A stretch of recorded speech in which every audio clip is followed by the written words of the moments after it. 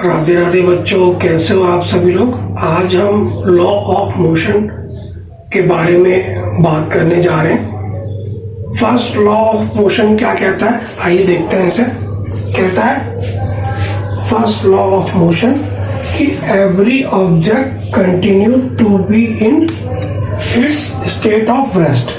कोई भी जो ऑब्जेक्ट है वो जब तक अपनी किसकी रेस्ट की अवस्था में, विराम अवस्था में रहेगा, या और of uniform motion in a straight line, ठीक है जी, या कोई भी चीज गतिमान की अवस्था में रहेगी सीधी स्थिति में, applied to be change that state by an external unbalance force apply on it. ठीक है, जब तक उसकी स्थिति ऐसी रहेगी जब तक उस पर कोई बाहरी बल लगा करके उस वस्तु की स्थिति में परिवर्तन नहीं किया जाता। ठीक है जी, क्या कहता है कि every object continue to be in its state of rest और uniform motion in a straight line. ठीक है जी, कोई भी जो ऑब्जेक्ट है वो अपनी विराम अवस्था में तब तक पड़ा रहेगा या वैसे ही रहेगा, या कोई भी चीज गति कर रही है एक स्ट्रेट लाइन में, वो वैसे की वैसे ही गति करती रहेगी। कब तक? To be change that state by an external unbalance force on it. जब तक उस पर कोई बाहरी बल आरोपित करके उसकी स्थिति में परिवर्तन नहीं किया जाता तब तक वो वैसा ही रहेगा। ठीक है जी, हम एक एग्जांपल ले लेते हैं। जैसे मान लीजिए कोई भी बुक जो है वो टेबल पर पड़ी हुई है, वो बुक टेबल पर वैसी तब तक पड़ी रहेगी जब तक उस बुक पर कोई बल आरोपित करके उसकी स्थिति में परिवर्तन नहीं किया जाता। या कोई साइकिल है, वो साइकिल वैसे ही चलती रहेगी जब तक कोई बाहरी बल आरोपित करके उसकी स्थिति में परिवर्तन नहीं किया जाता। ठीक है जी, तो इसको हम फर्स्ट लॉ ऑफ मोशन कहते हैं, जिसको हम जड़त्व का नियम भी कहते हैं। यानी कोई भी चीज रुका हुआ और वो जब तक रुका रहेगा जब तक उस पर कोई बाहरी बल आरोपित नहीं किया जाता और उसकी स्थिति में परिवर्तन नहीं किया जाता। न्यूटन की गति के पहले नियम को हम जड़त्व का नियम भी कहते हैं, जो कि यह बताता है कि यदि कोई वस्तु विराम अवस्था में है तो वह विराम अवस्था में ही रहेगी जब तक उस पर कोई बाहरी बल आरोपित नहीं किया जाता। ठीक है जी, समझ में आ गया। लॉ ऑफ मोशन का पहला नियम, फर्स्ट लॉ ऑफ मोशन। आइए हम न्यूटन की गति का जो पहला नियम है उसको कुछ उदाहरण के माध्यम से भी समझते हैं। मान लीजिए आप एक बस में खड़े हुए हैं और बस अचानक से चलती है, तो हमारा जो शरीर है वो पीछे की ओर झुक जाता है। ऐसा इसलिए होता है क्योंकि हमारा जो पैर है वो बस के साथ गति में रहता है, लेकिन हमारा जो शरीर का जो ऊपरी हिस्सा है वो जड़त्व में रहता है। और जब बस चलती है तो ऐसी स्थिति में हमारा जो शरीर है वो पीछे की ओर झुक जाता है।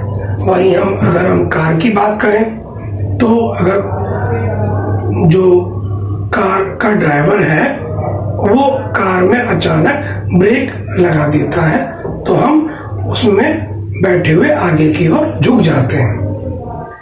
या हमारा जो शरीर है वो आगे की ओर झुक जाता है क्योंकि जो हमारा जो शरीर है वो कार के साथ गतिमान अवस्था में होता है और ब्रेक लगने पर शरीर गति के जड़त्व के कारण चलते रहना चाहता है और आगे की ओर झुक जाता है। ठीक है, वहीं हम अगर एक कंबल का भी एग्जांपल लेना चाहें कि जब एक गंदे कंबल को डंडे से मारा जाता है तो कंबल तो गति में आ जाता है, लेकिन जो उसमें जो धूल होती है वो अपनी स्थिर अवस्था में रहना चाहती है, जिसके कारण वह नीचे की ओर गिर जाती है।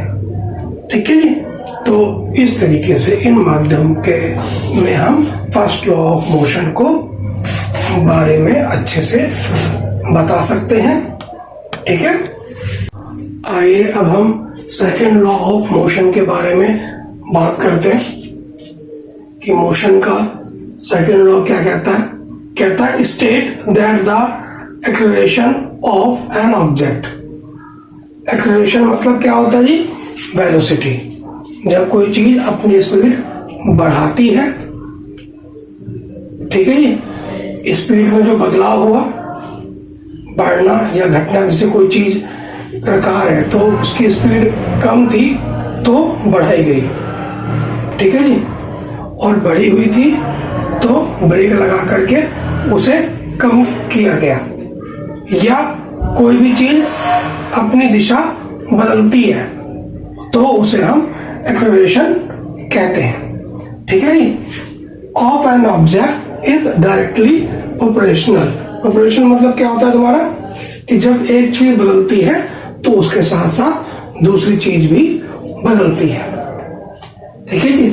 जैसे जब अगर किसी चीज पर फोर्स लगेगा तो वो उतना ही ज्यादा एक्सेलरेट होगी, ठीक है जी। To the net force acting on it and inversely proportional to its mass assuring in the same direction as the net force। गति का दूसरा नियम क्या बताता है कि किसी वस्तु के संवेग की जो परिवर्तन होगा, कि जो दर है उसकी, उस पर लगाए गए बल के समानुपाती होती है, ठीक है जी। तो इसको हम क्या कहते हैं? सेकेंड लॉ ऑफ मोशन का, ठीक है। इसको हम कुछ एग्जाम्पल के माध्यम से भी समझ सकते हैं। जैसे मान लीजिए कि एक फील्डर है, वो बॉल को कैच करता है, तो जब वो बॉल को कैच करता पकड़ता है, तो जब वो पकड़ता है तो वो अपने हाथ को पीछे की तरफ लेके जाता है, ठीक है। और जब वो पीछे की तरफ लेके जाता है तो इससे वो जो बॉल है उसके संवेग को शून्य करने का समय उसे मिल जाता है, जिससे संवेग परिवर्तन की दर भी कम हो जाती है और हाथ पर लगने वाला बल भी कम हो जाता है, जिससे उसे चोट नहीं लगती, ठीक है। तो वो सेकंड लॉ ऑफ मोशन के कारण ही कर पाता है।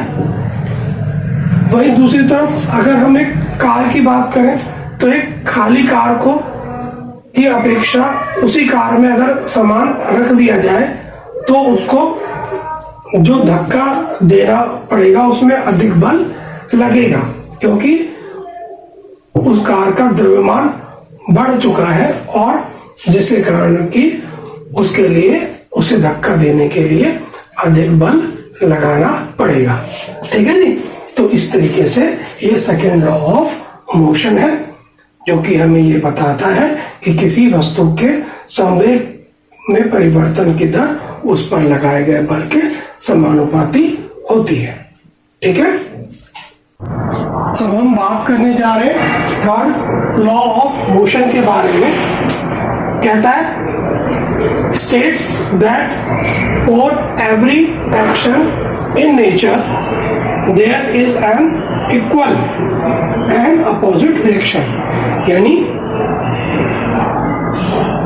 गति के तीसरे नियम के अनुसार प्रत्येक क्रिया की सदैव उसके बराबर और विपरीत दिशा में प्रतिक्रिया होती है। जैसे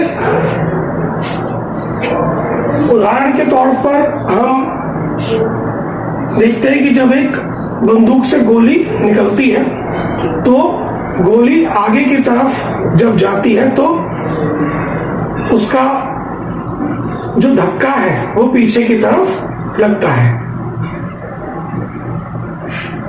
वहीं दूसरी तरफ जब एक तैराक अपने हाथों से पानी को पीछे की ओर धकेलता है तो पानी तैराक को आगे की ओर धकेलती है। तो इसमें क्या दिखाई दे रहा है? क्रिया के प्रति प्रतिक्रिया, परंतु विपरीत दिशा में। इसके साथ साथ अगर हम रॉकेट को देखते हैं, जब रॉकेट आगे की तरफ जब बढ़ता है तो वो पीछे की तरफ गर्म गैस छोड़ता है और वह गर्म गैस जो है रॉकेट को ऊपर की ओर धकेलती है। तो इन सब माध्यम उदाहरण के माध्यम से हम थर्ड लॉ ऑफ मोशन को आसानी से समझ सकते हैं। ठीक है।